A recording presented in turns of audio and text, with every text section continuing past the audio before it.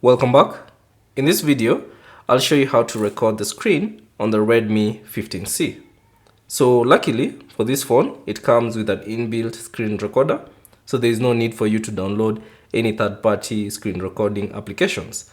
Now to access the screen recorder, all you have to do is swipe down from the top right corner to access the notification panel, then swipe down again and access the quick shortcuts icon.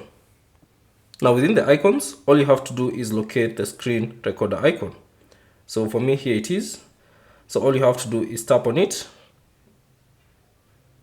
And then you should see these permissions. So if it's your first time, simply allow any permissions that might appear. So tap on allow, and then you should see this icon appear. Now all you have to do to start recording is press this icon, the red dot. And then you should see it will start recording your screen.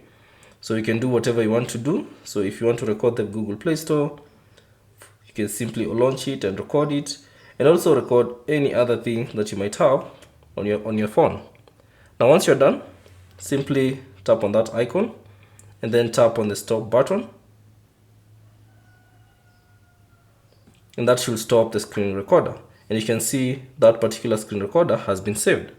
Now to access this screen recorder, all you have to do is launch the gallery application on your device.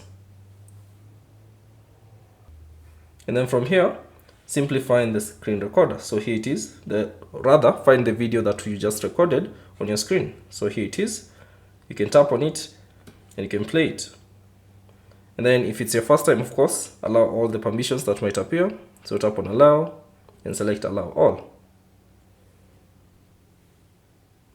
And there you go. You have successfully recorded your screen.